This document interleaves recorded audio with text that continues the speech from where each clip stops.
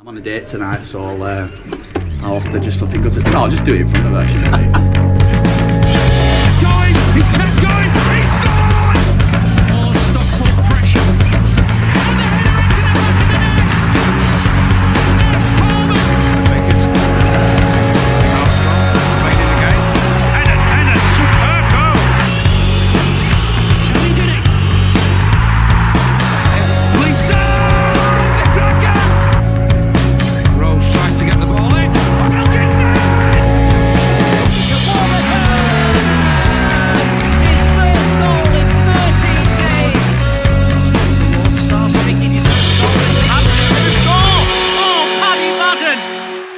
It's a 5-star performance from Stockport County. All right, we got a small house, a small house, but we got a big bloody heart, I tell you.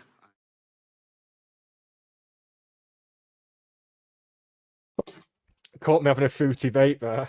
And I've just forgotten to do like my normal life admin that I do while that's happening. I've not done, so just bear with. Do your intro, love. You crack on. It's not like we've been doing this over a year and know exactly how long the intro takes. But anyway, the Hills are alive. Done. Got that out. Hello and welcome to the 67th appearance of SK3 TV.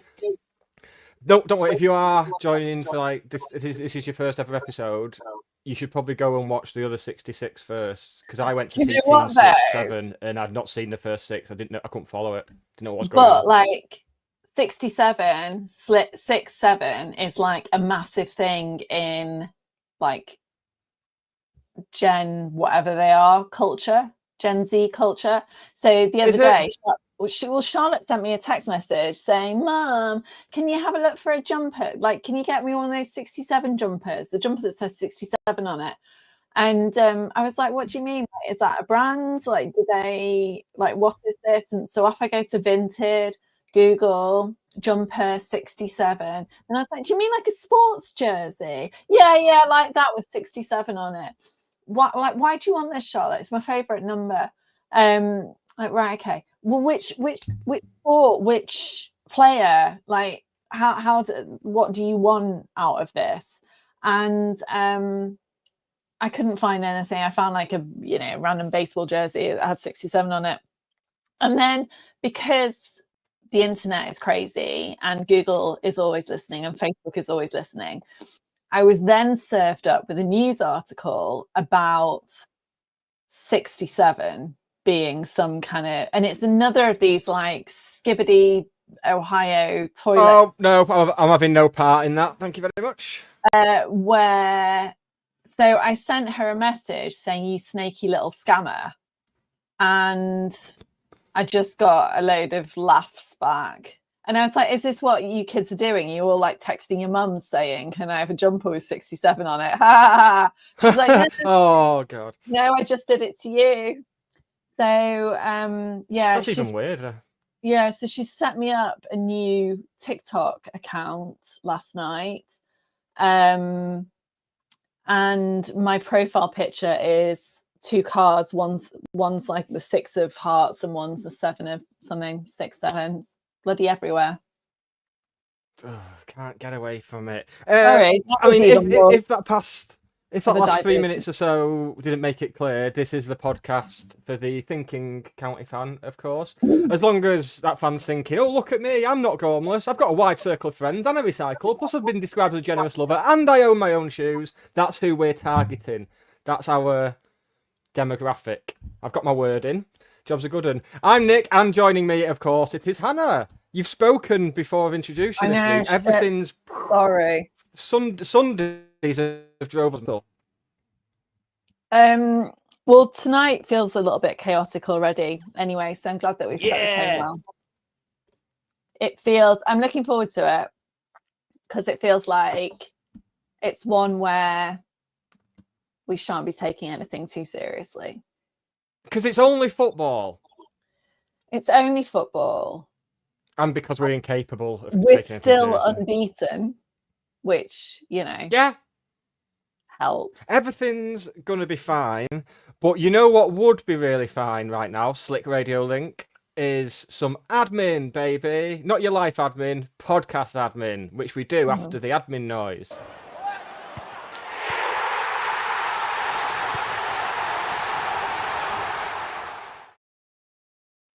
Detecting a feeling that someone's getting a bit tired of admin. This pays the bills, Hannah.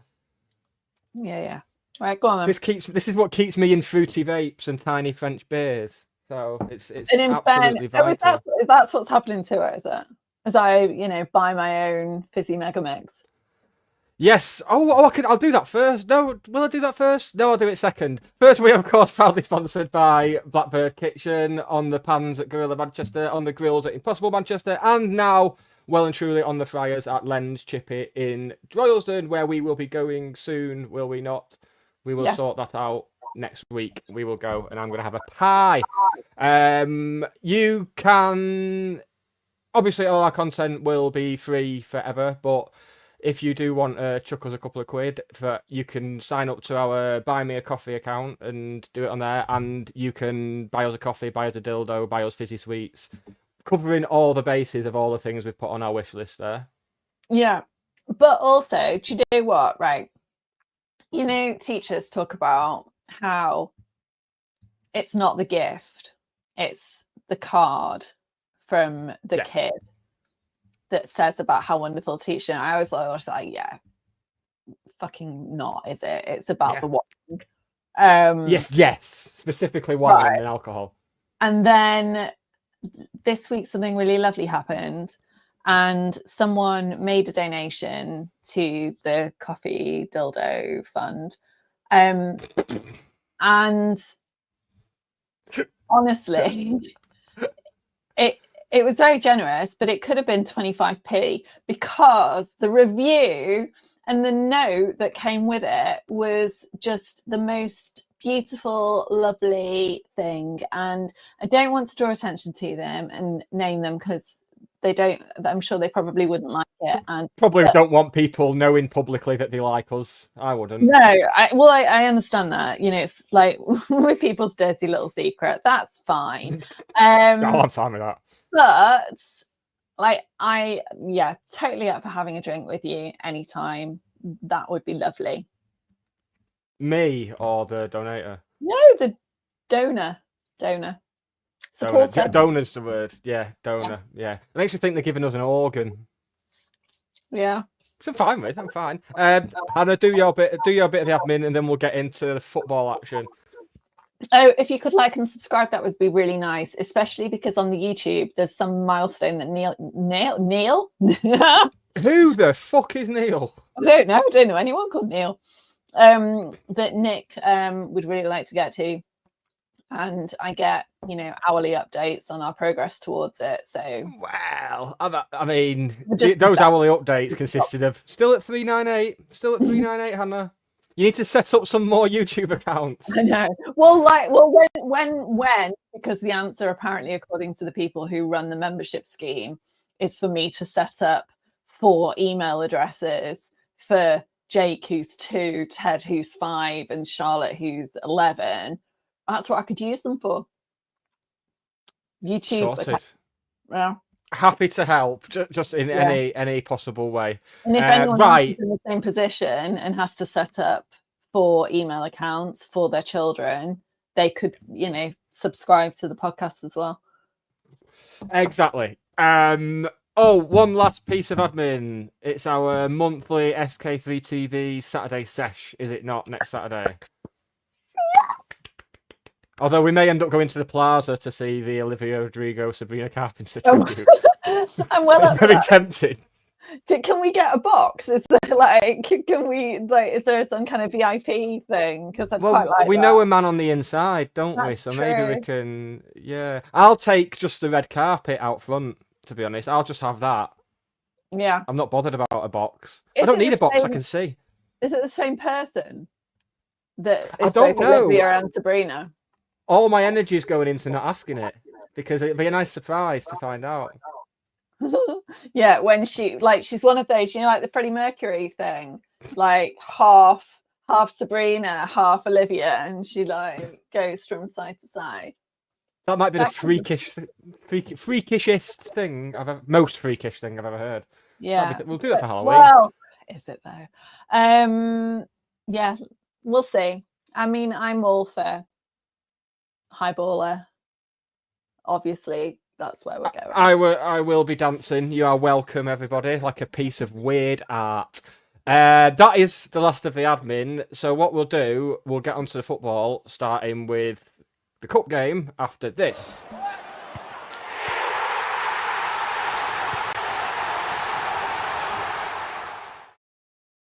So, Hannah, Tuesday night was, of course, the win over Crewe in the first round of what I'm still calling the Coca-Cola Cup, even though that was nearly 30 years ago.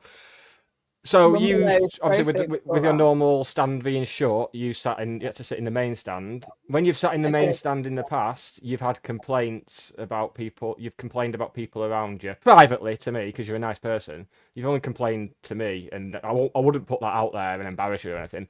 Was there any weird behaviour that was annoying you at the game on Tuesday? Mean, there was some bloke next to me who spent an awful lot of time on his phone texting a girl. Like, what's that about? And waving at the camera. Like, that was fun. That's so whimsical. It was. I think at one point, it very much felt like a gender role reversal. That like I some girl to the football who wasn't paying attention, was doing everything but was only bothered about being on the camera and waving to her friends at home. And then messaging them to see if they'd seen her. Yeah, it was. You make me sound out of control. Out of control. Yeah, it was. I mean, it was nice. The weather was nice. There was, the water features. I got my simoon from Leather Bakery, which was hotter than hell. Like that was the hottest I have been in my life. It was those poor men working in there. It was insane.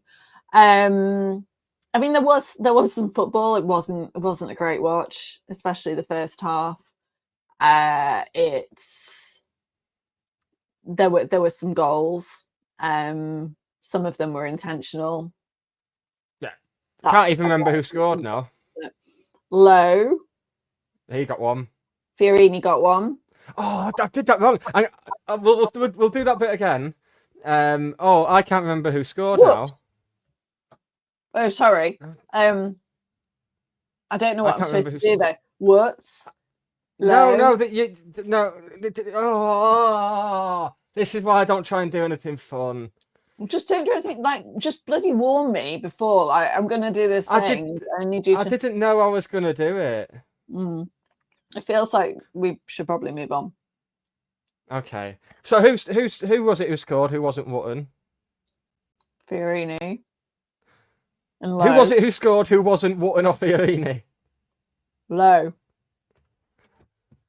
Who was it who scored? Who wasn't Wootton or? Muppet. Oh, that was not worth it. That was so telegraphed. Yeah, I was on the radio afterwards, and they said to me, "Did you see the goal?" And I'm thinking, "Did I? I think I did. I'm sure I did."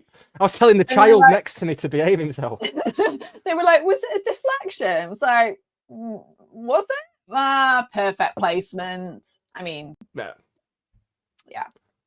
But yes, that's probably the main takeaway from the game is that there were points at which Luis Fiorini looked like he'd played football before. Yeah. And the shot that led to his goal, I think there was about 3 games in a row last season where he attempted that on the edge of the box and just completely air kicked it. So, improvement, baby steps. It was another of those that kind of felt really like slow motion. Like Jack Diamond's at the Wickham game, like properly time stood still. And it's not like watch the replays. It's not. It's quick. It's not like he's sitting waiting to control it and then beat it. But it was Ben's. I've never been so over invested. Oh, I'm sorry to hear that, John. It wasn't one of my best interviews on the radio. I was a little bit flustered because I was walking, and Castle Street at night isn't always the most lovely place to be, especially when there's Crewe fans walking past. Anyway, wash your mouth out. You're too old for Crewe anyway. They wouldn't be interested in you. Yeah, that's true. I've got distracted again. It was I've never been so over invested in a goalkeeper keeping a clean sheet. That was all I wanted for 400 games, 100. It would have been his 150th. Yeah. It would have just been lovely, and it wasn't to be. It felt like a defeat when they scored. Yeah. Has anyone checked on the toilets? Have we had a toilet update? The toilet's okay? I mean, they were there. Is that enough? Well, the last time they destroyed the toilets, didn't they?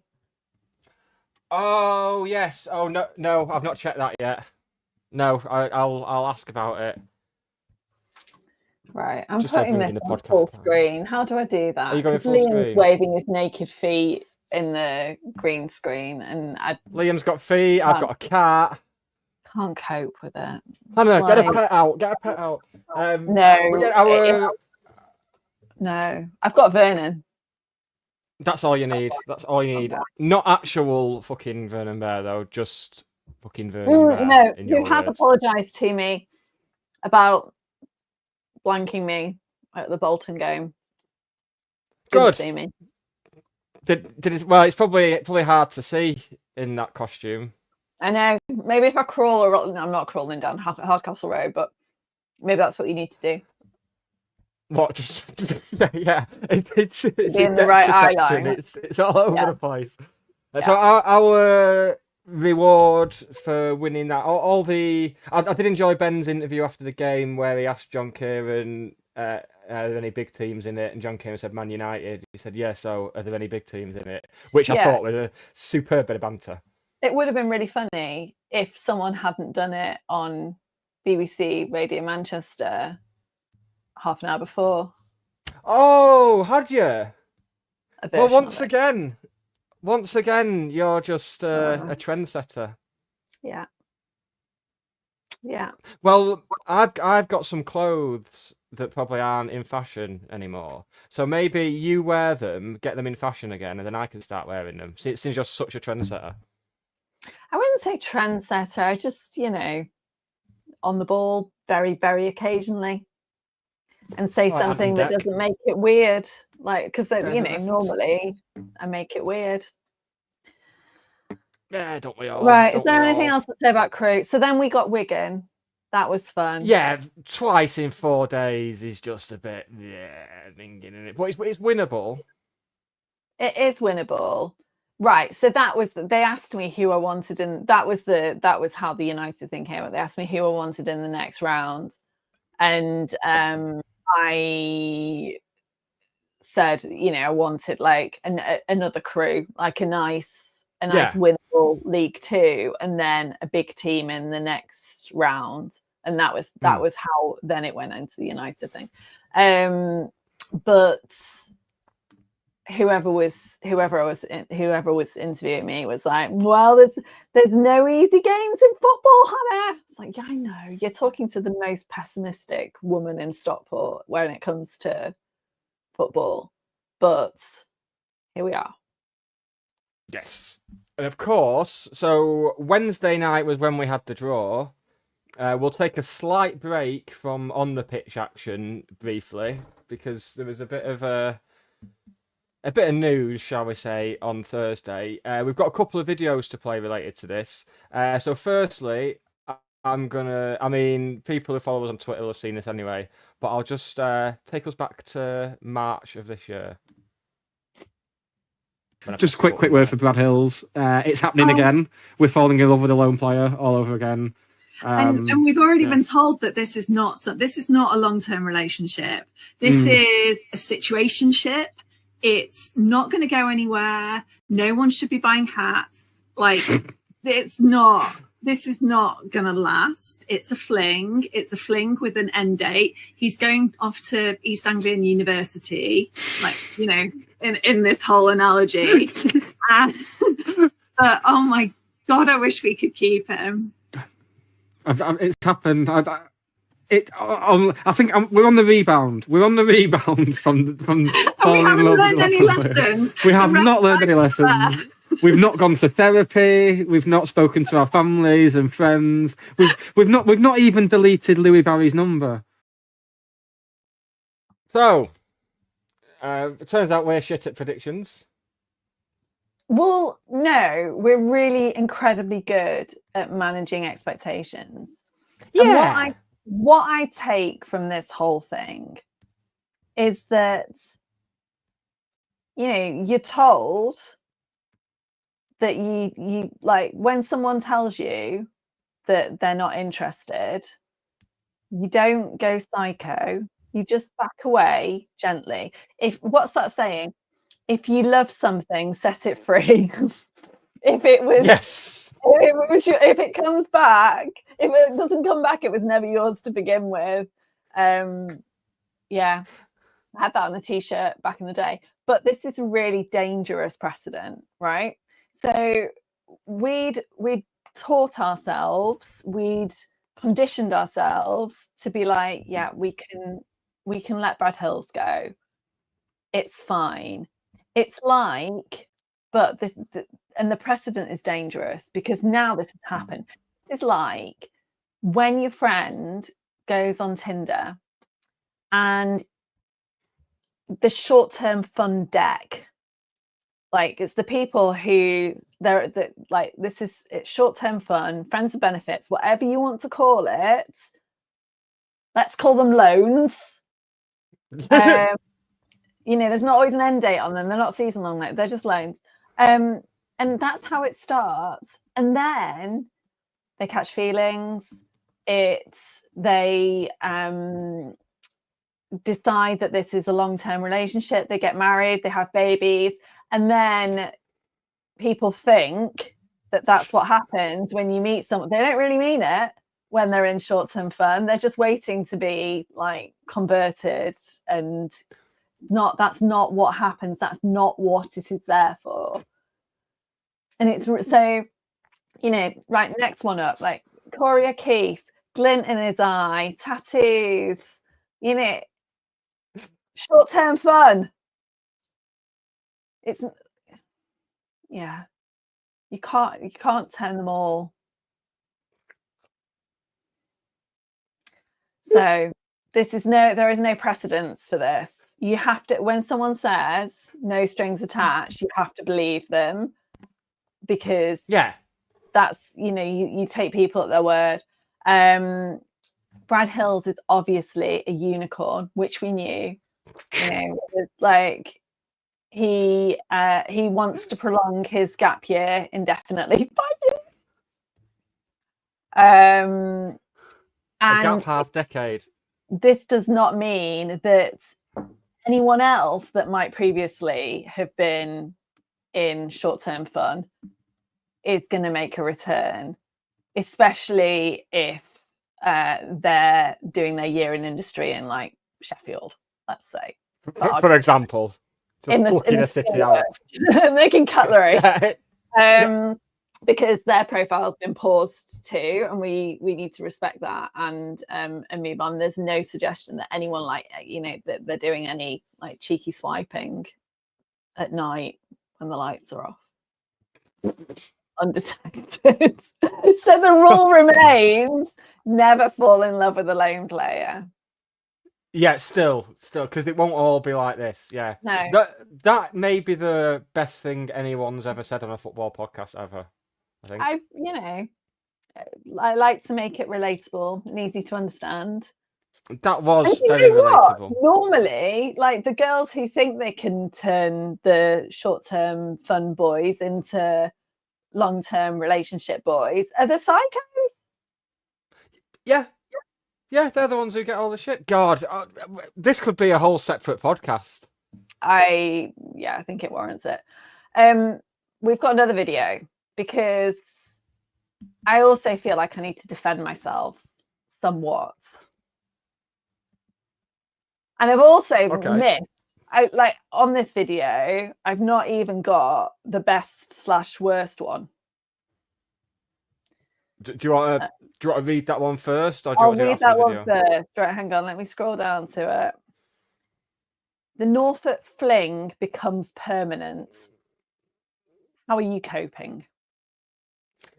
Coping isn't the right word there. It's like, oh, I see you're in a new relationship with someone you fancied for ages. How are you coping? Coping is not a word that should go along with that. Just wait, Nick. Just wait until you see the state of the messages that I got on Thursday night. Okay. Shall I do it? Shall I press the button? Yeah. This is a good one for the video readers, not so good for the audio readers. Oh, but yeah. you should just watch the video. Just watch the video. It's better. It's live. It's fun. And Can't it's on a even Sunday speak night. Can I talk over them? Can you keep my mic on? No, I don't think you can. I think it goes No. off. All right. Sorry, were you going to do a running commentary? No, I nearly did a voiceover at one point. But yeah. Anyway. We live and learn. Let's play it.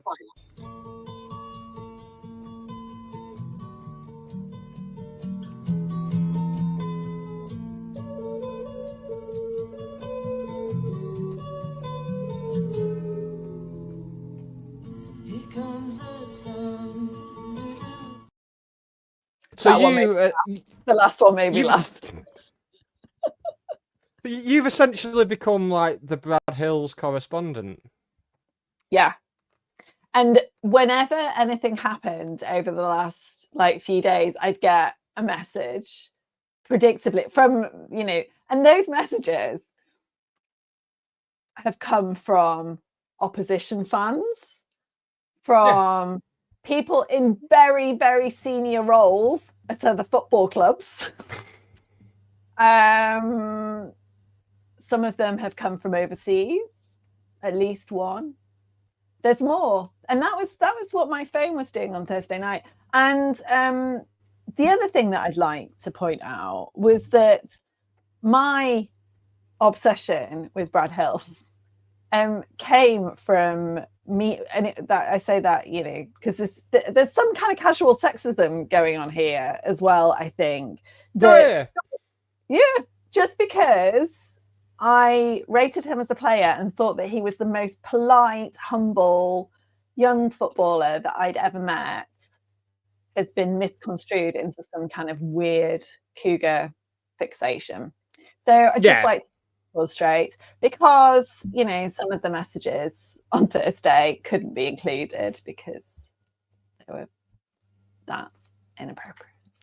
I actually dread He's to think. Just a lovely young man, which became a thing on Saturday, because then I said that Joe Olowu was also a lovely young man, and I'm just old. That's what it boils down to. I am old. I'm a mother. I, appreciate good manners and politeness in young people. Yes, thank you.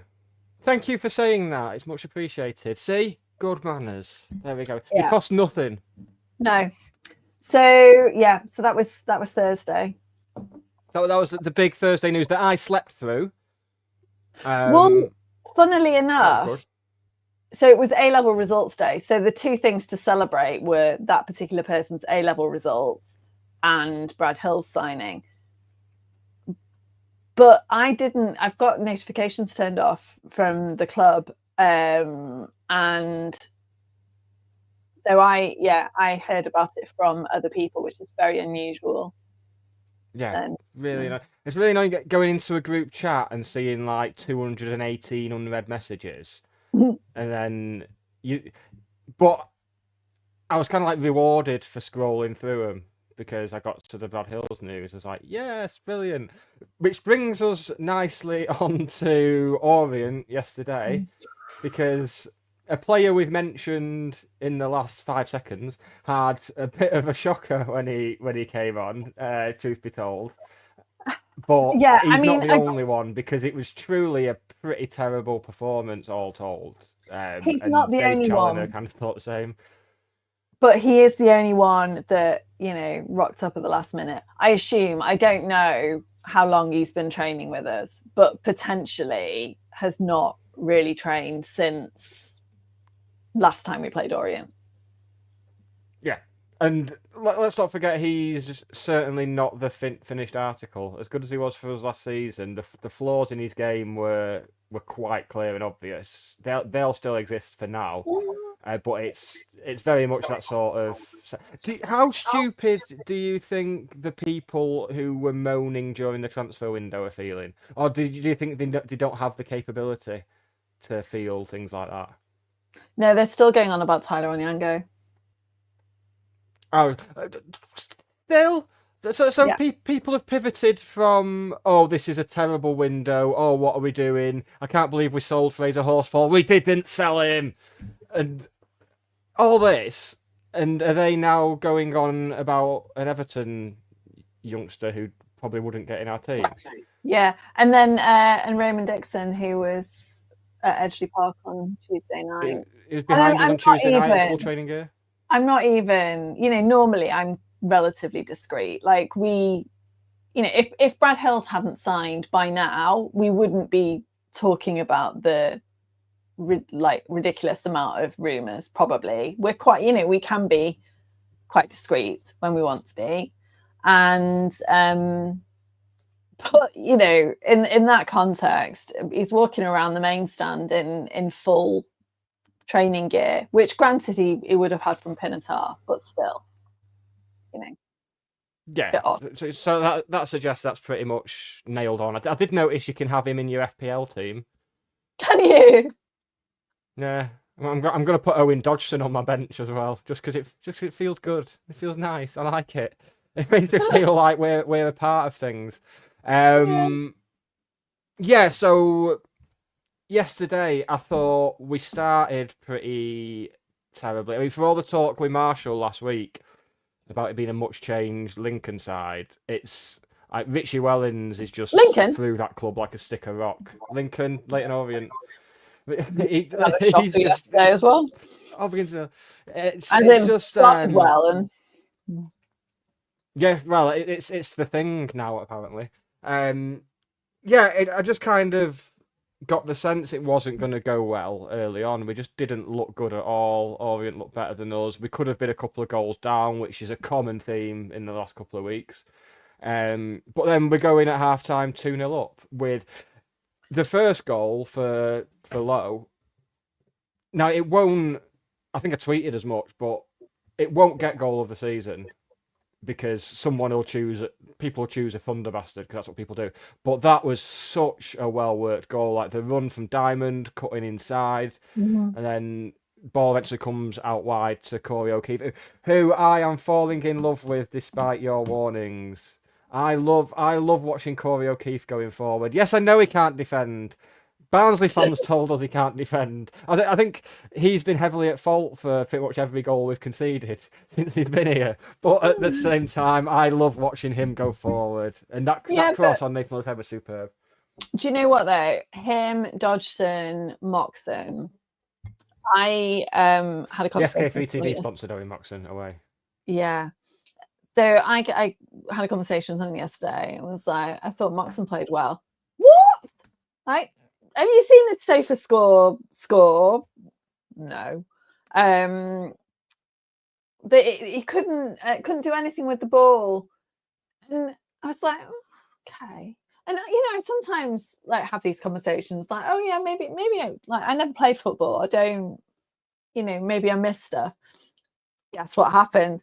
I got stats bomb out. Here we go. If in doubt, return to the evidence base. And you know how we're loving a bit of pressure at Stockport County this season? We are putting everyone under pressure, considerably more than anyone else in the league. And Owen Moxon is our little pressure cooker. Is he now? Mm-hmm.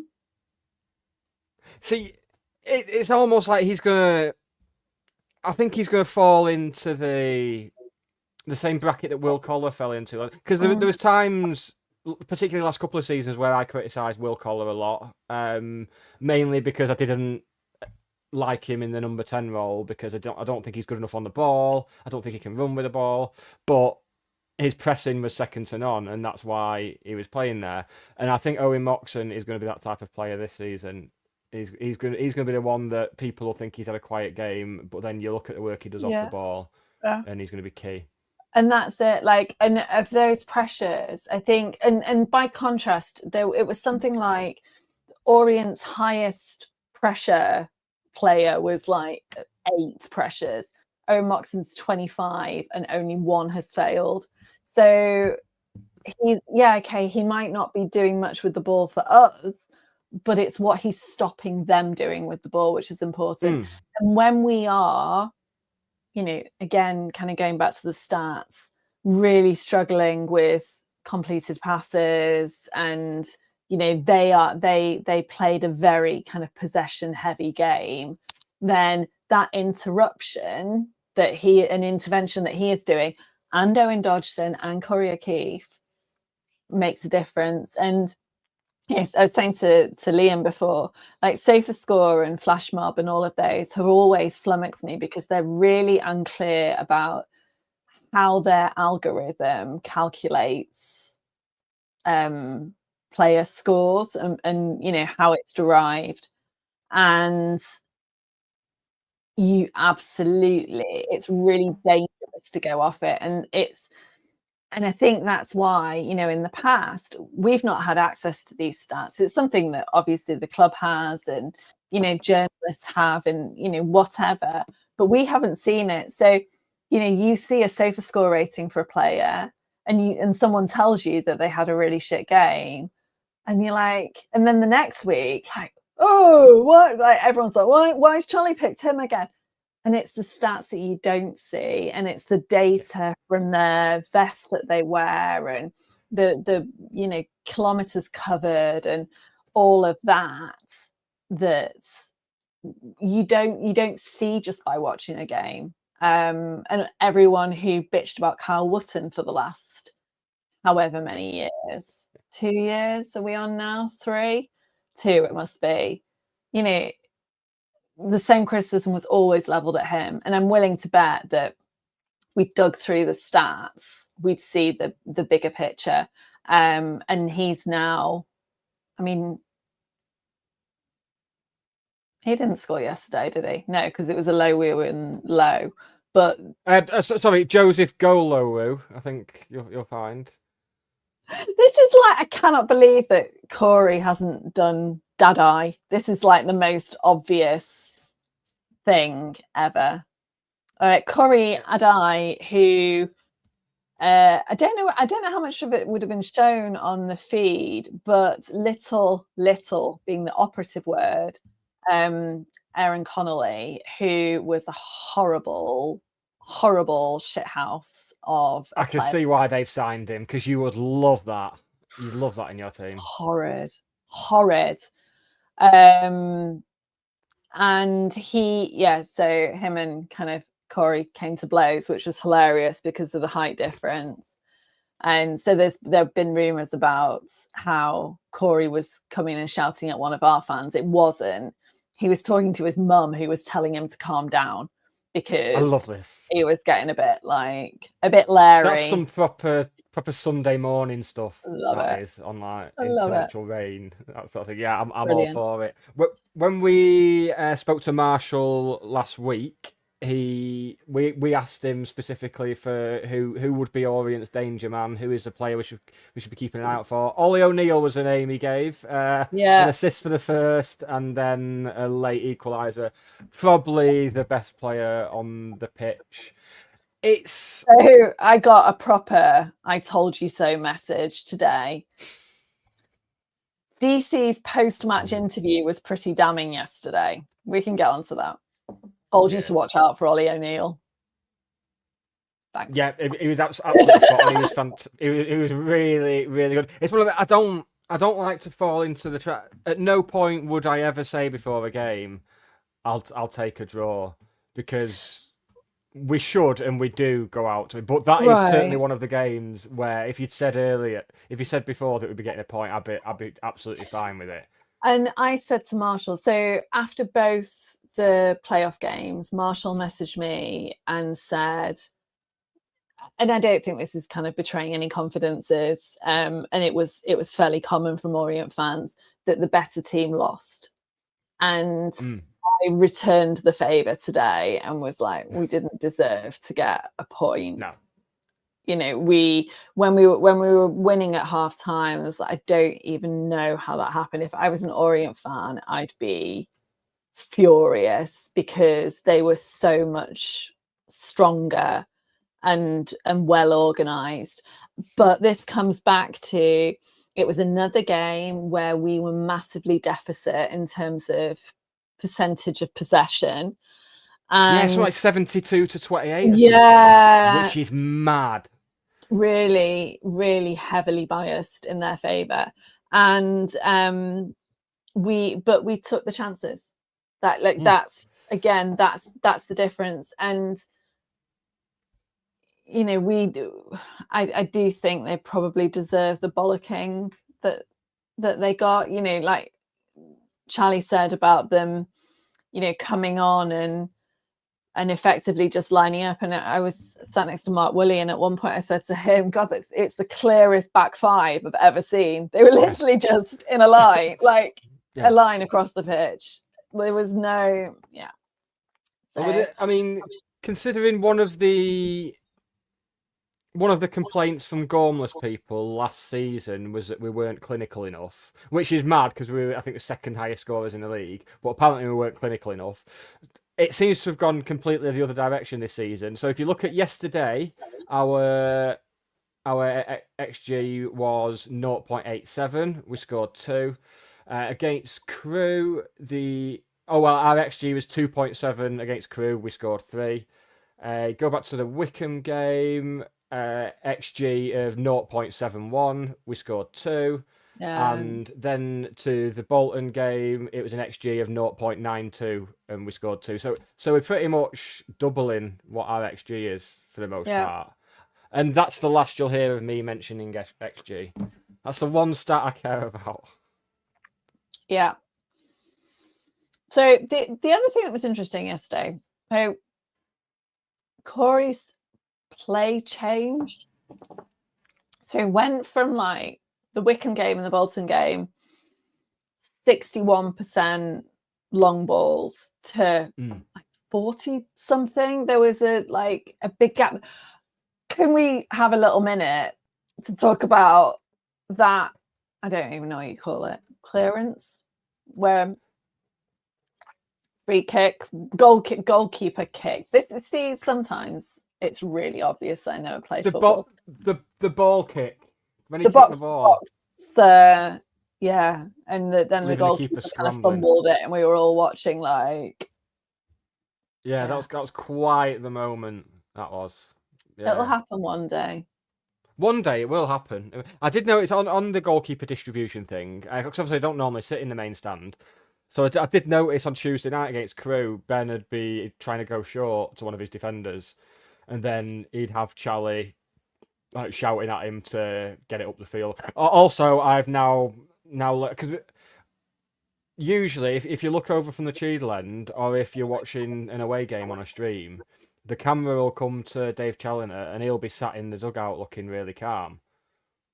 I did not realise just how much shouting he does, and that explains why he's got no voice from November to April. Yeah, but it's not. I think he's genuinely trashed it. So something happened similar to me. I got COVID, and then I went to the Eras tour and sang for 3 hours, and my voice has not been the same since. Genuinely, I think I've done some irreparable damage. Which is bad news for everyone who is ever in a car with me, because I used to have, a semi half decent singing voice, and now I really, really don't. But my car, my rules. So I think he has done damage as well, and I didn't realise. I watched quite a lot of games last season from the main stand for various reasons, and yeah, he is very, very vocal. and very engaged with the whole thing. Now, you said 2 points lost. I think it was 1 point gained. In the grand scheme of things, it probably was. On the performance, it absolutely. On the performance, it was definitely a point gained. But on the fact that we were 2-0 up at half time, Yeah. I'd say 2 points. But still, it's 7 points from 3 games. We should touch on Charlie's interview. I think we had a similar conversation. There was a point last season, in the first half of the season, I think, where we put in a performance that upset him just as much as yesterday did. And I think the key point that we were trying to get across was that this is an isolated incident. Maybe get one of these a season where he'll kick off, and then we don't tend to get a repeat performance in the following. Well, right. And I've been winding Liam up. This, maybe this is a nice segue into that. So it's like, he's like, oh, I hope things continue into Tuesday. And I'm like, no, you're going to get fucking Brazil on Tuesday because that's how it works. Yeah, that's going to be exactly. They're going to get like Barcelona 2008 against them on, and no amount of ex-county players can ever. Oh, I had a great link then as well. Well, in fact, while he's sorting his camera out, we'll quickly go on to mischief. We're going to get feet or something. No, great. Well, I didn't bring myself in then. No, Nick brought you in, and we've just got a black screen. No, I didn't. Well, I didn't. No, I didn't. We're just getting a black screen. Well, what we'll do, while you sort yourself out, Liam, we will have our random county non-league goal of the week as sourced by Chris Eaton now.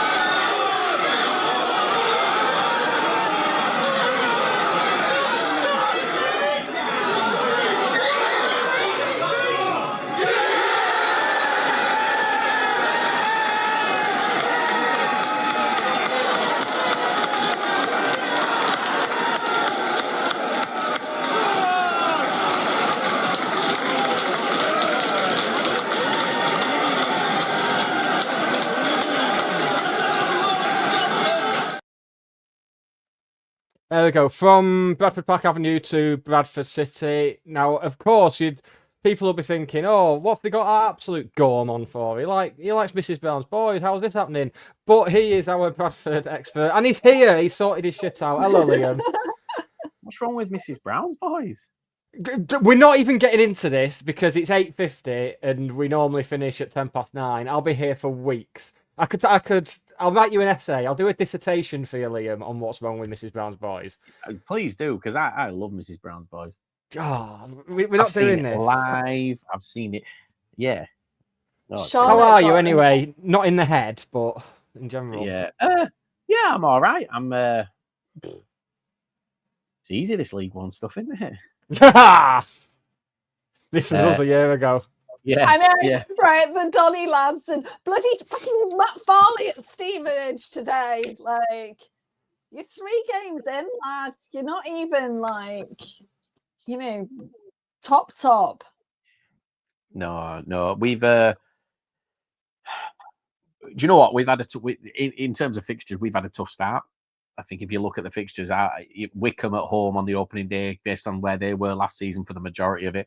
Luton, favourites to win the league. I would say two out of our 3 games were some of the hardest ones that we were going to come up against, and we've done well. I think we've done well.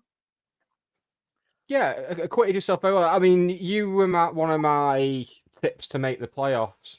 Well, out of the penultimate teams.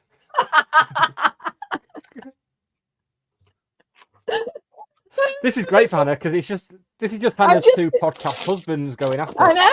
Yeah, Hannah knows I won't put up with no shit. I'll tell her. I just let her do what she wants. Fine. Different husbands for different needs. You're my favourite.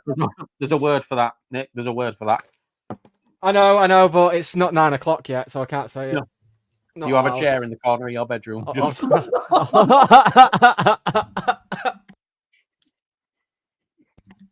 We've lost him. But I call it my podcast chair. Yeah. Oh God. So I mean, first things first that we should get on to, because I deliberately held this bit of news back when we were doing the chronological thing before. It looks like Tuesday is becoming the Nick Powell derby. What we'll do, actually, I'll ask you what the consensus is from Bradford fans, and then me and Hannah will tell you why they're all wrong. Okay. Yeah, but I have new information now. Oh, It's yeah, you quite do. mixed. Yeah, that's true. It's quite a mixed view. I'm very. I don't know. I generally don't know, and I think he's not had the greatest of time with you guys. But given all the signings that we've made since David Sharp came in last season, this summer, we've kind of got to trust if they think that he's got what it takes to be involved in this team. Then who are we to argue at this point? They've got enough. They've got enough in the bank to make a mistake, and if I really don't know what to expect with him. But he was there yesterday. He was with Burn yesterday, and he left, I think, with Burn and Sars at full time. And so it looks. Did you know? Seeing as you've mentioned Neil Burn, did you know that he's got the worst nickname of any footballer ever? What, Burner? Appalling. What is the point? Do you know what Nick Powell's nickname is with Dave Challoner? Well, I dread to think, actually, but the official nickname that he was given, nickname that he was given was Powley. And it's just, why? People say football people are thick. It's just, come on. What nickname would you give him? Lowing, hasn't he? What nickname would you give him? I mean, tampon in 1 week, out for 3, maybe to start with. But no, when Nick Powell signed, that was my analogy, but I went a step further with it, because when I said it to Liam, I was like, "It's the tampon of a menopausal woman." Yeah. Oh Jesus! Oh well, we're going very dark. Twice a year. Yeah. Oh God, I'm periods and menopause. I might go to the pub after we finished here just so I can use that line. Let us know if it's sidle up to some stranger and go, calling Nick Powell the menopausal woman's tampon. Who's Nick Powell and who are you? I'm trying to have a drink. So when he signed, I was fully against it. I was just like, no, this isn't a county signing. A 3-year contract to a player who's got a terrible injury record. He seems to look after himself. I don't think the injury record is his fault. I think he's just had so many injuries early on in his career that's affected him. I got accused of wanting Mark Stock to fail and all sorts off the back of that. That was a weird period, that when you don't agree with a signing on big money that we don't need. And then he did do that. Well, I've been seeing it this week on the Facebook groups and stuff. People saying, "Oh, when he's fit, he's like one of the best players I've ever seen." But even I don't see that. I mean, I've got a bit of a thing for that languid style of football. I still can't get on with him. I don't think he's one of the best players I've seen, but he can be the best player on the pitch, and he has this. Exactly, like you say, languid, looks lazy style. Like me. Yeah, just, floats around. But he's got a really smart footballing brain. Yeah. And we'd see this, when he first came to us, he'd send these beautiful shots, just kind of expecting someone to be on the end of them. Yeah. And I think it came off once with Connor Lemony Evans, a beautiful kind of partnership, but generally he was always, I think he was too good for us, and then by the time we caught up, his heart and head just weren't in it anymore. And I think he looks lazy, but it's I think it's smart use of energy. If he knows he's not going to get to it, he's not going to try. And he certainly does. I think it's like when you see like fans of certain clubs will have a certain profile of player that they get on with. So like West Ham fans like these ratty hard workers because they won the World Cup 60 odd years ago. But I think there's a similar thing with County fans. These tall, languid players, we just don't get on with them whatsoever. So Nick Powell got this whole lazy jibe thrown at him constantly, where in fact his first season, his pressing stats were among the best in League Two. But like Hannah said, it was just smart use of energy. But it does seem as though we've been trying to sort of, it's quite clearly pre-season that the writing was on the wall. There was talk last season that we wanted rid of him. So it's been a long time coming. But obviously him not going on the pre-season tour to Spain and then not getting a squad number, you just think, well, it's a matter of time now. What a humiliation. But yeah, it's I suppose it sort of fits the big name signing thing in a way as well. That'll get people on board because he is a big name. One of Fergie's last signings. He's like a great pub quiz question and stuff like that. The thing about Nick Powell as well is I think he had the potential to play the role that Ollie Norwood has ended up playing in terms of someone who has played at a really high level, who has the seniority and the knowledge and wants to reach behind. And like Ollie Norwood talked about, how he told Louis Barry last year that he was going to make Louis Barry brilliant, but he wasn't going to enjoy it. And it was, it's that kind of... That's what I say to my dates. Bringing people along. And he doesn't...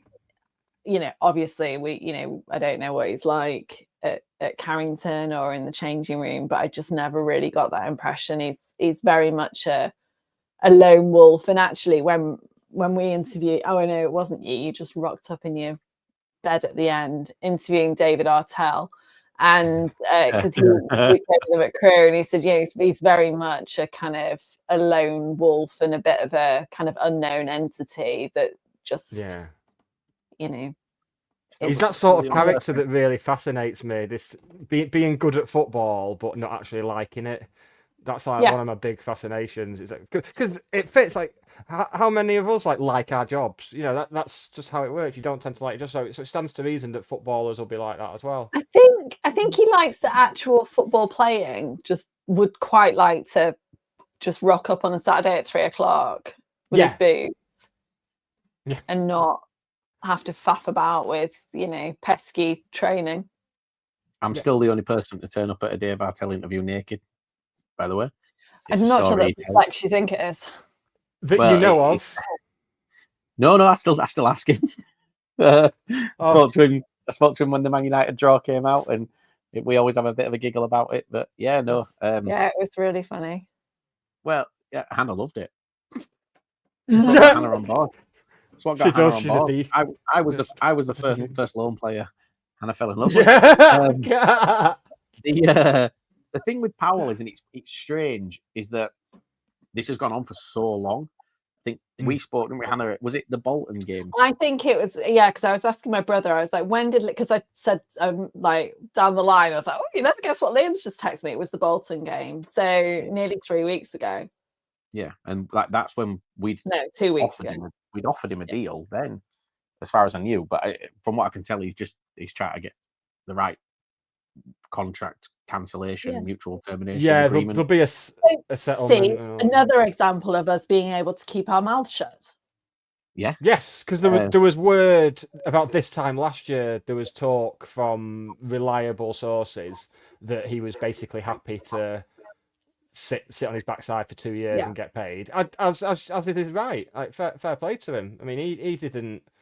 Well, yeah, but then what's the difference between him and Alexander Isak? Like, because effectively the same thing in that he's just going to sit there and refuse to play. What's the point? Although, I suppose I don't think there's any sign of Powell actually refusing to play. Indeed, he actually came into the team last season after it seemed as though there was no way back for him. And then he got injured. Did he play last season? He played 240, I think, or something like that. Oh, Liam, you've got yourself a right baller there. Here's the thing. He doesn't get into our side. I don't care. He does right now. right now he does not get into our side. We're in a weird position where we've got a team that's already, it looks like it's played together for years, which is obviously, I mean, to be fair, a lot of them have because they played at you guys. So it's but that's kind of I think a good way of looking at things, because we brought in players in positions that we knew we needed to strengthen, but we brought in players that know the players we've already got. And yeah, like I say, you know, people, I had Stockport fans tell me that Ibitoria was crap. I've not seen that yet. I've seen. Yeah, they were wrong. They were wrong. I think he's absolutely incredible. Brilliant. Obviously, Brilliant. we've got Sarcevic in midfield, who, you know, every single Bolton fan and even some Stockport fans said, "Oh, well, he clearly can't play League One. That's why he always leaves his clubs when he gets to League One." Well, he in the 2 home games that he's played, he's been probably one of the best players on the pitch, most consistent, because that's what he does. I mean, he was offered a new contract here, Sars was, but he wanted a longer contract, which at that age you would do. And I think we matched his wage that you guys, he was on with you guys, so it was a win-win for him. I mean, I'm really happy, but I don't see where Powell fits in, especially when Cook comes back as well, because you've got to think that Cook is going to play, is going to want to play, and the fans are going to want him to play. We've got Stephen Humphries, who every Barnsley fan told us is a left winger, and Alexander came out this week and said, well, I told him he was playing as a 9 when he signed, and if he wanted to come in as a winger, not to sign for me. And Humphries said he was happy with that. So again, he's one that just looks so good. I would say about him, so he played 270 minutes last year, which is 3 90s essentially. His 90s played by position, right defensive midfield was third. That was when he played in the Norwood role, I think. Yeah, a third was right attacking midfield, and then the other third is made up of left wing, left attacking midfield, central midfield, left defensive midfield. He's got both feet. All our players have 2 feet. This is the thing. Oh, shush. Well, this is the most Nick Powell has ever been spoken about. There's going to be Google search spikes for Nick Powell after this. The thing is, we don't play with wingers. So the people running the channels, left hand side, we've got Ibitoria. He's not displacing him right now. Definitely not. Right hand side, we've got Nerfville, who we got from Wimbledon's player of the year, who, by the way, I've said we will only have him for this season.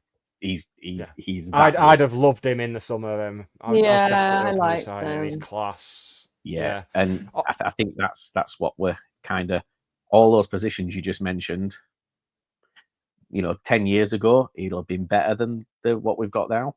But right now, he doesn't displace anyone. There's no one in my starting 11 I'd drop to go for the ones on the bench currently. Bobby Poynton's scoring goals as well, isn't he? And a new contract. Manager legend. Is there? I'm always getting, if I'm in non-league, like National League or National League North on Footy Manager, he's my first loan signing, and then when I get up there, I'm signing him permanent every time. Yeah, he's a man of culture, mate. He's a very, very, very good player, and he's getting better. People obviously question whether he'd step up to League One. And Saturday, he kind of started a little bit quiet. It looked like he was maybe a little bit afraid to run at the right back. And then the right back went straight through Torre, and Torre went to do an overlap, got a yellow card. And as soon as that happened, Poynton just went boom.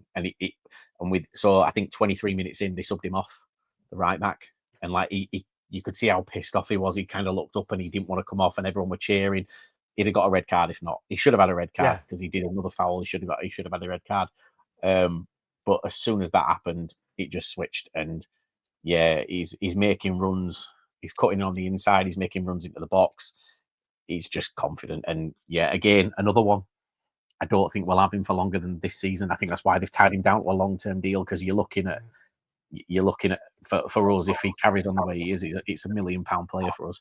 We don't have to accept less.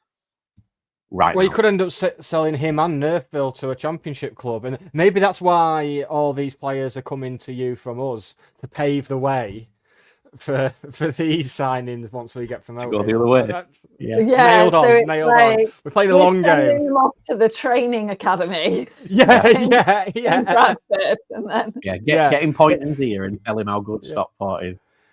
I mean, we used to send them to Curzon Ashton as a little training arena, so it just goes to show how far we've come, doesn't it, Hannah? Yeah, a few years ago. and Curzon how Ashton far was- Bradford have fallen. I know. He's bad into it. Yeah, I tell you though, we've had a rough.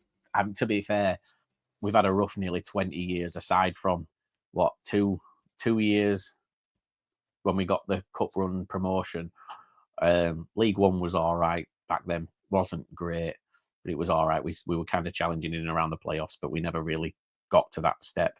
And then back down to League Two, it's just been absolutely atrocious. But everything kind of made up for it with that end of the last season. Yeah. Like that'll Yeah, never happen again.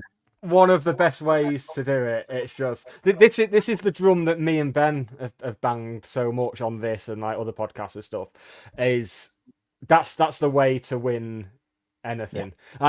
And I mean, I know, obviously I live in Stockport, so I know lots of Man City fans because they can't fucking keep away from this place like rats. And they all said they all enjoyed the Aguero moment more than winning the treble, more than winning the six. Because to do something like that in those circumstances, that's why the Glenn Taylor. Oh, I didn't think we mentioned Glenn Taylor again. I thought we'd put him to bed, Hannah. That's why that moment will be up there for me, even though. Just because it was a last minute goal somewhere else and it changed everything. That sort of thing is just it's absolutely amazing. It was even better. It was even better that Walsall players were celebrating on the pitch. Oh yeah. I mean I mean they won the league in November, didn't they? So what a great turnaround that was. In terms of how this season, you obviously had a very good start. What would you say are the expectations? Firstly, amongst the fan base, and have the board come out and said what the expectations are, and do they go along with what the fans are thinking? I don't think anyone really knows. I think for me, expectation is to stay up. Right, that's all I care about. Staying up. And I think looking back, it's something like 15 wins. I think in the last 3-4 years, no one's survived League One with less than 15 wins on the board. Yeah. So that's the first thing. You'll comfortably stay up. There's some absolute shite in this league. I mean, some of the shit that stayed up last season, like Gary Bowyer is a miracle worker. Because how Burton stayed up, I don't know. Because they were just terrible. So you'll have no problem staying up. No, so that's going to be one of those comments that precedes us getting a battering from Burton next Saturday. Yeah, I'll click this up for next Sunday. And us getting relegated. Yeah. I've just ruined everything. But no, that's my expectation is stay up. Anything other than that's a bonus. But I just think like right now, I went into Saturday and I said I thought we were going to ship 5 goals on Saturday. Like it was because you look at it. Luton, 14 months ago, we're playing Man City in the Premier League. It's a big drop from. I think on the day Luton got smashed 5-1 by Man City, we beat Walsall 3-2 in League Two. That's how far we were apart, now we're kind of in this position where we're going up against these teams. Obviously, Naki Wells didn't play, wasn't in the squad, got an injury in training. We think he shit himself. It's not the first time he'd do it going to Valley Parade. He didn't turn up, and Luton were absolutely appalling, like top to bottom appalling. We battered them in every single. There wasn't a single player in that Luton team I would have taken and swapped for one of ours yesterday. I watched Luton's opening game, but even before that, I couldn't understand why people have got them as the favourites on footballing merit anyway, because they've just been relegated 2 seasons in a row. It takes a lot to come back from that, no matter how much money you've got. And I don't think they'll be. I think they'll be mid-table at best this season, to be honest. Do you know how much money Naki Wells is on? God, this is going to be disgusting. I'll let you both have a guess at how much money. And this is 100% confirmed by a reporter who works with Bradford. He's got it straight from the club because they did negotiate with Naki Wells and they saw the Luton offer. Have a wild guess. Right. How old is he? 35. I think 35. 35. He's I mean, he's got a decent pedigree, I suppose. 10 grand a week? No way. So standard championship is like 16 to 20. So I'm going of course. 25. No. £28,000 a week. £28,000 a week in League One. That is vile. That's just utterly... it? And on a 35-year-old as well. Not even on like a young up-and-coming player you can sell on for a profit. Well, That's just right. dead money. Throwing everything at it and just throwing everything at it to get help. Oh, they'll need more than that. Oh, my Yeah, they word. will. But, That's absolutely staggering. like I say, they didn't offer anything. The goal that came for them was really sloppy. It was their only actual chance of the game. They had a free kick, which I think a centre back took, and that was their first shot on target of the game in like the 75th minute. They scored around the 82nd minute mark, and it was just ball came over the top, and the shortest man on the pitch somehow got a header unchallenged, and he just it was so slow. He just tapped it with his head, and it took probably 2-3 bounces before it crossed the line into the far corner. And that's the only thing that I can kind of criticize us on at the minute, is that we can't hold a lead, like as in we can't get 1 or 2 ahead and then keep it at that. We seem to concede in those scenarios. But you then look at the defence that we've got, and people wrote us off. The best one was Wickham. Before we played Wickham that opening game, I can't remember who it was. They did a video showing all their players getting the fixtures list, and it showed like Bradford away. And one of their players said, "Oh, Bradford away, they've got Curtis Tilt and Pennington at the back. Yeah, we'll give them some." Curtis Tilt and Pennington absolutely owned them. I mean, Curtis Tilt, I will say now, I text Will at Salford last night, Hannah, and I just said, Curtis Tilt can have my kids anytime. He is no nonsense. He's everything. I mean, look, there's a red card in him. I know there's a red card coming at some point, but I will take all the performances that he's putting in now for that red card, because he is he don't lose in the air. He don't panic on the ball, and yeah, it's going really well. And it's weird because I don't have these conversations about Bradford. Like, I'm used to us, starting the season really optimistic and then losing 2-0 at home to Barrow. So I'm really happy. It's going great. Tuesday will be a different story. I wish you'd have won yesterday after what Hannah said, because if you'd won yesterday, you could have had your shit game on Tuesday. But now it seems like he's going to have you all fired up from it. I'd be surprised if they haven't been in today. Although it's not like Saturday, is it? So maybe not. If it was a normal Saturday, they would have been in today. Put money on it. I think they'd be in today anyway, wouldn't they? Surely, well, if it's they might do, because it's Tuesday. Yeah. It'll be recovery day today, I reckon. Yeah, recovering from the mother of all bollockins by the sounds of it. Liam, I believe you. Pardon? No, I was just saying, can you imagine what the atmosphere was like on the coach on the way back? Everyone glaring at Brad Hills. The poor little lamb. Bring in some very much last day of school vibes. You've brought a game to share with the class, haven't you, Liam? Well, it's not necessarily a game. It's more a question, but it's kind of I've called it, "What in the Stockport is this?" And it's something I saw on Twitter about it's not that couple shagging on the 2 smackheads shagging on a mattress behind the bus station, is it? It's not, but I'll have a look for that. I'll put it away then. Nick will send you the link. Yeah. Nick had his defense ready then. The reservoir that John Kieran was talking about. No, Nick's like, I was young, I was in love. It was a comfy mattress. It was a dreams mattress. and she came before the bus did. If it had been train station, there'd have been no choice, would she? The fucking train station's shut. Yeah, so it's essentially, my question is, what in the Stockport is this? So this is a competition that's been running in Stockport, and it was an official thing. I don't know where it was in Stockport, but they went to a place, and this was the competition. Oh yes. Oh, I've been doing my research on this today. So I have two questions. What the fuck? And secondly, where did you place Nick? Ah! And I know that Well, I went because that's what I came went. first. There we go. Yes, the dog won. No, I went. You didn't tell me you were going, but a competitor. Well, people just seem to turn up with wigs and suits on. I went full method, so I shoplifted a load of wine from Sainsbury's. So I spent my method acting ended up in me in custody, so I couldn't make it to the thing. I saw posters for that last week and thought, oh, that's quite funny. That is. Didn't think it'd actually be a real thing and there'd be like over 100 people there.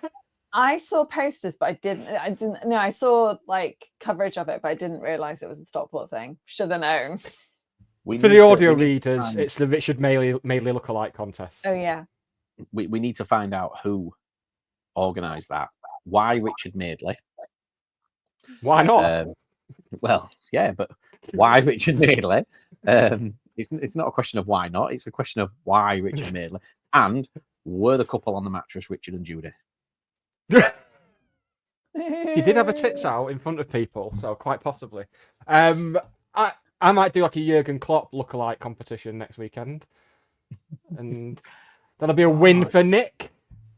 Shall we set a competition up somewhere? Shall we? Just like equidistant between Tuesday. We can have it. We could have it at half. I was going to say we could have it at half time in the League One versus League Two lower league look football match. Yes. Yeah. No. So that was it, and it kind of came up, and I was like, right, what in the? I mean, look, we do weird things in Bradford, mainly ketamine, but like, what is going on in Stockport? Like, what is that about? I love how there's like not our fans. Yeah, I mean, come on, yeah, so bad. It's such a shame. It's almost like there's some middle ground somewhere between Stockport being the new Berlin and having Richard Madeley lookalike competition. Like, surely there's Berlin something. 1945. Yeah. Yeah, they love street food. They love street food once a month in Berlin in 1945. Yeah. They were obsessed. Street food in a market hall. That's the dream. Oh, train station. Yes, well done to everyone. Everyone who entered the. Matt Bryan makes a very good point. It's probably Richard Madeley that set it up. just to get a little bit of exposure, just to get his name out there. His PR people are probably like, you need to get yourself out there, Richard. People just remember you as a shoplifter now. Everyone remembers him being shoplifting, don't they? Yeah, Didsbury Tesco. Yeah, Didsbury Tesco. Yes, come on, my kind of people, Hannah. I'm starting to think you might have set this competition up, Hannah, because that is ridiculous knowledge about Richard Madeley. I set it up so my dog could win it. Come on. Yeah. What was the prize?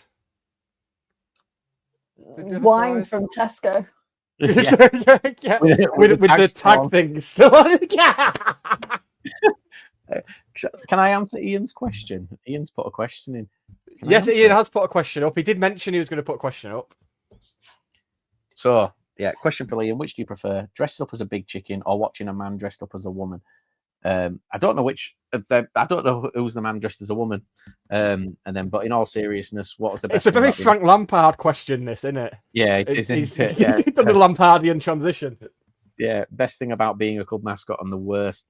Do you know what? One of my favorite thing I think I did was when we played you guys, and not what happened during the game, but the reaction of one particular fan on social media afterwards that called for me to be sacked and fully kicked off and said that I made a child cry, and bear in mind I had a GoPro on for it, And I did the same shtick that I did every single game. I went over, I pretended to give a ball. When he went to grab it, I threw it over my shoulder, I walked away.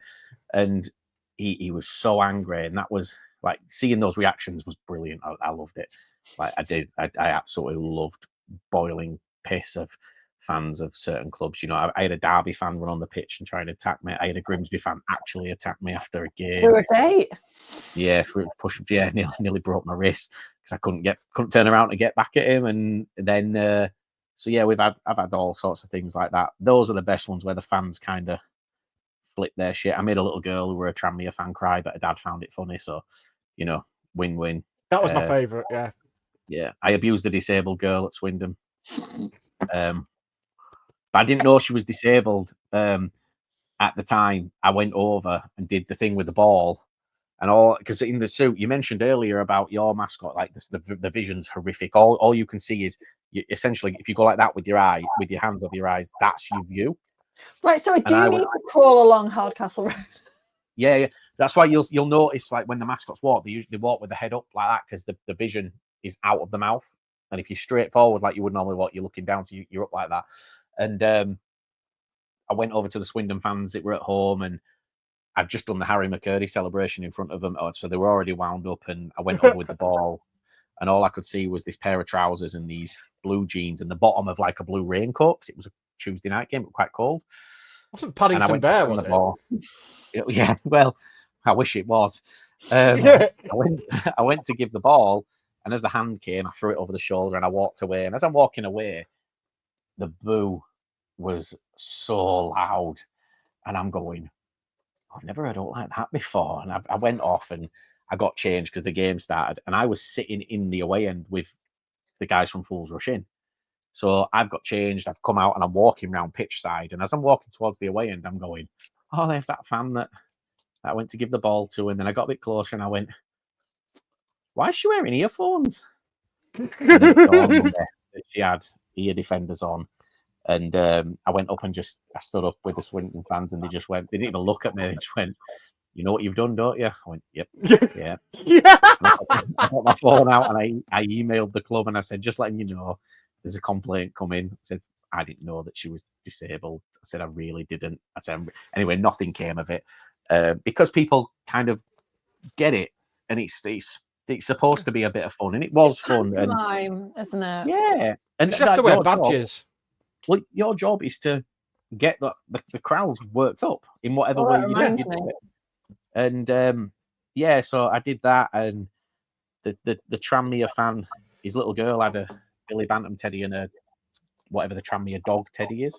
She brought him to the game, and I picked the Billy Bantam one up and I held it up to their fans, and they all booed. And I picked their one up and held it up, and they all cheered. And I went and just threw it as far as, anyway, it was pissing it down. It landed in a puddle. Obviously, it's white. She's crying her eyes out. Her dad's thinking it's hilarious. I brought it back over. It's dripping wet. Things like that were funny. You know, abusing children, abusing disabled. There's so many out of context clips for the trailer in like just the last 5 minutes alone. Yeah, but not only that. Away from the mascot, anything, like, I met some really good people, and like there's players who still play at the club that I still speak to quite a bit. Players that have left the club I speak to, and yeah, so that side kind of as a fan. It's what you want in it. I think I finished second top scorer 2 seasons ago, just from my shots on the pitch, because we weren't scoring many and just Andy Cook was. Aside from that, the worst thing is working for your football club, because getting a peek behind the curtain, it ain't pretty.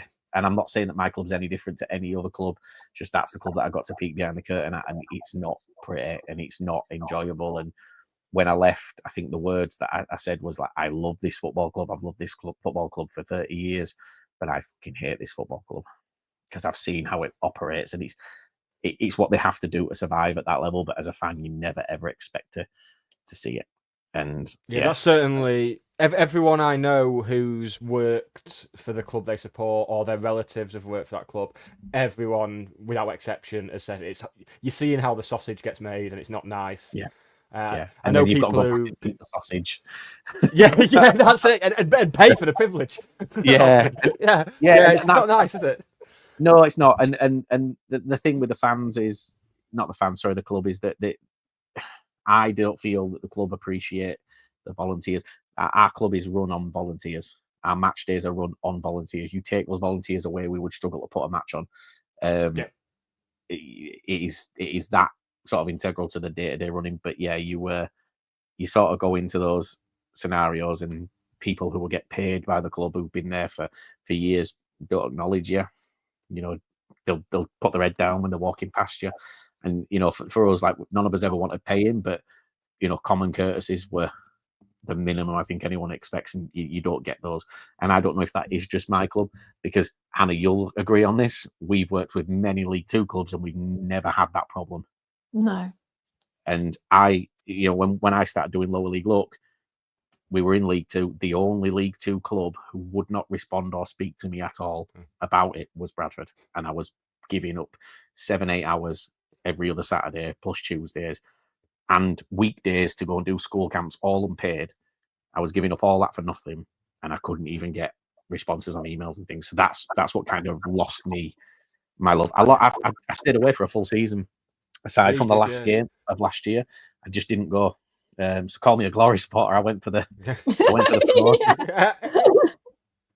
I'm glad I went. To be fair, I went more for Pete Wild, didn't I? Because I'd arranged. I was meeting Pete and Temps, and I met up with them before the game, and then I met up with them after. So I was actually going for that. Just so happened that Bradford played a game in the middle of it. I've just tried to get odds on Sars to score against us on Tuesday night, and I'm not very good at the Paddy Power, and I can't work it out. So someone else can have a go. I'll have a look. I will have a look. Because I think that's so. Bradford are 11-4 to win. So I reckon if you did that plus Sars to score, that's big odds. That, considering how early it is in the season as well. Ooh. Yep. Oh, yeah. Not that we condone betting on this football. No, we don't. But it's just always no. Good But to if know. you want to put a bet on, then use code SK3TV. Have sold their asses at the checkout to get a £10 free bet builder. So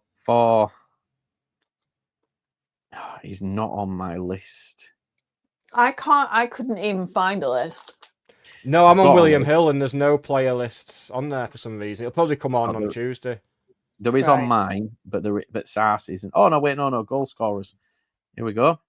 Is it any time? Sars to score any time. Yeah. Sars to score any time and Bradford to win. Probably at the Cheadle end though.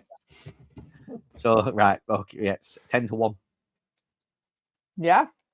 Yeah, 10-1 is Bradford win and Sars to score at any time. A Stockport win and Sars to score at any time.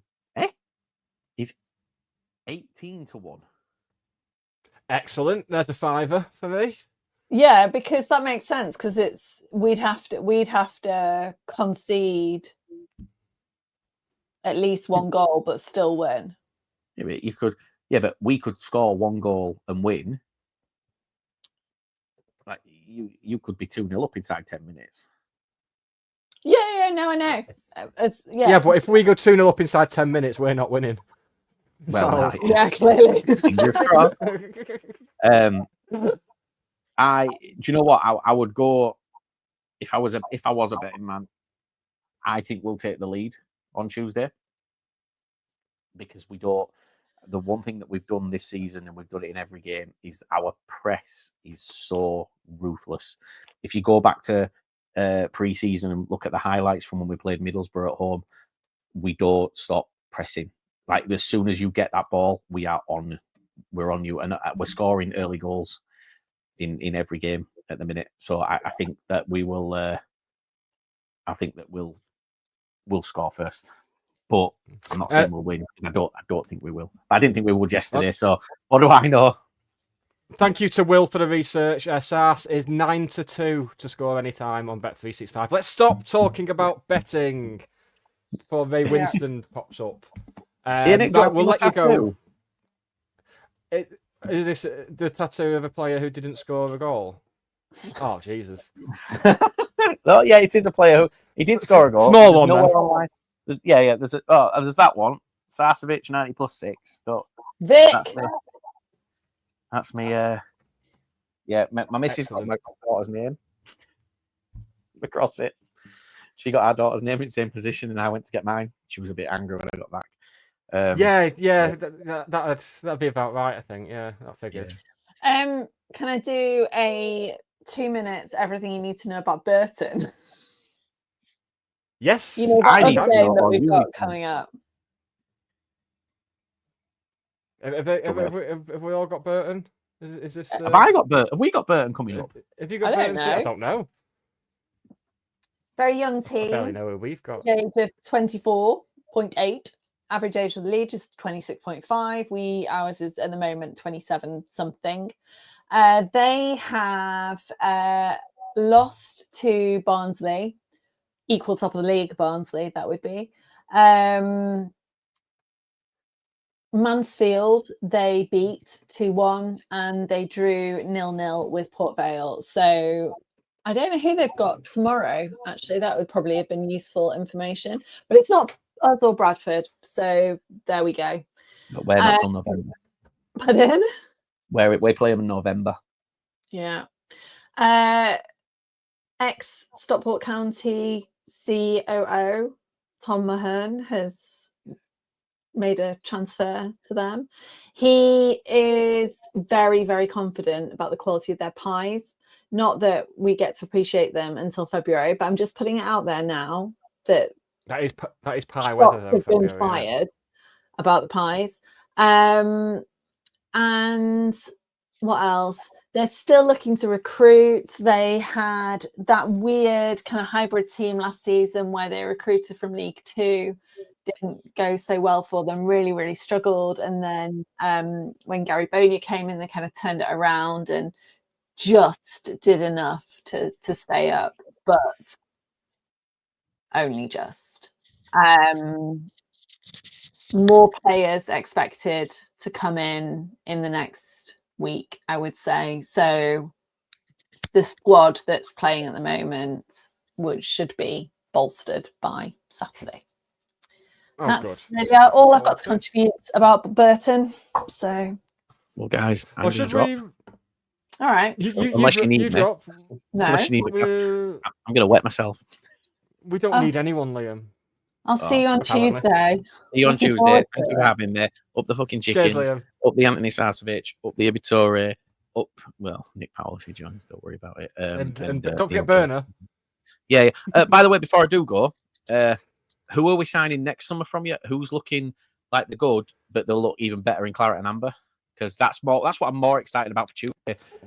Kyle Wootton, probably, I reckon. Scott Bradford. No, my sweet prince Kyle is not going anywhere ever. Well, I'll have a think and let you know on Tuesday. Yes. I'll to you.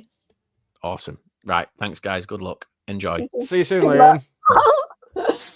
There we I should go. have said he owns a Stockport County shirt. When we were at Scunthorpe, he went shopping on. I in own fact, 2 Stockport County shirts. I bought both when I was in the queue. You forgot that I could add myself back in then, didn't you? I thought, why are you so desperate for the loo? I assumed you'd gone. I have, but I haven't moved.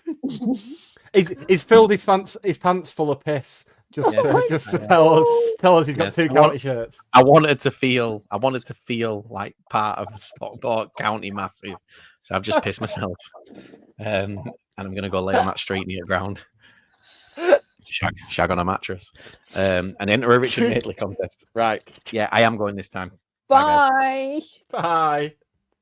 Oh He's my not gone, is God. he? This last hour and a half has been traumatic. It's like Sorry. I can control both of you like separately, but together. Maybe want to turn your mic on, Liam. Ha! Boot him. That's what you get for being a dick, innit? No, we still can't hear you. No, I'm here. Yeah, listen, you can't good. control both of us. I don't know if you can control Nick, but you've never controlled me in any That's way. not what everyone else says. They know what That's you not like. what yeah, Yeah, when I used to do those Ask Me Anything things, some of the questions that I used to get were horrific. You think your comments were bad about the loan player? You should have read the fucking messages I got. Right, I am going to go this time until Hannah right. says Yeah, you something said that else. last time. Yeah, no, I'll be back in 2 minutes. Wait till See you on Hannah says Tuesday. something else. And I'll come back. Bye. I'm not saying anything else. Like, yeah, Tuesday. On Tuesday, I will be in the courtyard with a significant amount of Costco white cake. You know, the Excellent. basic bitch birthday cake that they do. Yeah. Because I bought one today for Charlotte's birthday party, and because I wanted the basic birthday cake. And I forgot that, you know, they're really quite big and there were only 6 children going to the birthday party. So I've been round the neighborhood, like handing it out in takeaway containers tonight. There's still quite a lot left. So Excellent. I'm going to bring it to the courtyard on Tuesday. Happy Cake Day, everyone. Yeah. I should probably cut it before I come, shouldn't I? Like, I'm not entirely sure because it's, you know, Don't a think good, they'll let like, you in with a knife. a big long knife as well. Yeah. All right. Yeah, I might have to. I'm not cutting it with my house key or something. Might have to. No, and can you Yeah, imagine yeah. trying to cut it with one of those wooden knives? Yeah, can I have a slice that doesn't have broken plastic in it, please? That sort of thing. Splinter. Oh, there we go. That was Right, an hour and let's go before he 36 comes minutes back. I know, of and do you top know what? content. I don't know. When I was listening to the Travis Kelce Taylor Swift thing the other night, I was like, shit, this is going on a bit. And Liam and I ended up doing a 2-hour podcast on like one night last week because we were doing a watch. I can't remember why it went on so long. And I was sitting there thinking, God, because I don't really listen to podcasts. It's like, this is going on a bit. Like, I obviously love Taylor Swift, but it's going on a bit. And then I realised it had been on for like the normal length of 1 hour. So yeah, I've got. I think we get. I mean, we've not managed to announce like a hotly anticipated album or anything. But No, but it's coming. I mean, It's coming. I'm all for like confetti and glitter bombs on podcasts. I'm just saying that, and Easter eggs as well, like hiding things in the back of videos, like the minion that's been there for weeks and you've not spotted it. Sorry, what? Where? Why? Well, that wouldn't be What? fun, would it? Right. I'm just going full screen. I want to see. Well, I don't want to see this minion, but Should we go? no. Yeah. No, I can't see a minion, but I'll keep an eye out next time. It's fine. Mhm. That's upset me. Right. Yes. Shall we go? Yeah. Probably for the best. Thank you to everyone who's tuned in. Don't forget to like, rate, review, and subscribe, and do all that business. We will be back next Sunday night at 8-ish again. Yeah. Talking Burton. Wigan. It's got to be Wigan. Is it all the Wigan? Is it Wigan? Yeah, I think it's Wigan, and then it's Wigan in the league after, isn't it? Yeah, will be Wigan. Yeah. It'll be Wigan on the Tuesday. Oh, it's the bank holiday weekend. Oh, yes, it is. Yes. Oh, good. We'll have a nice bank holiday special Sunday night then. That'll be good. Yeah. Right. So we will see everybody next week. Say goodbye. And see the cake on Tuesday and highballer on Saturday. See the cake on Tuesday, highballer on Saturday, and general gormlessness for the rest of the week. So that's 3. Okay. That's 3. You're going to tell us you did. Bye, everybody. Super Bowl. What's that? Yeah, that's what Taylor Swift supposedly leaked in the. Oh, really? Yeah. All right. Superb owl. Bye, everybody. Bye.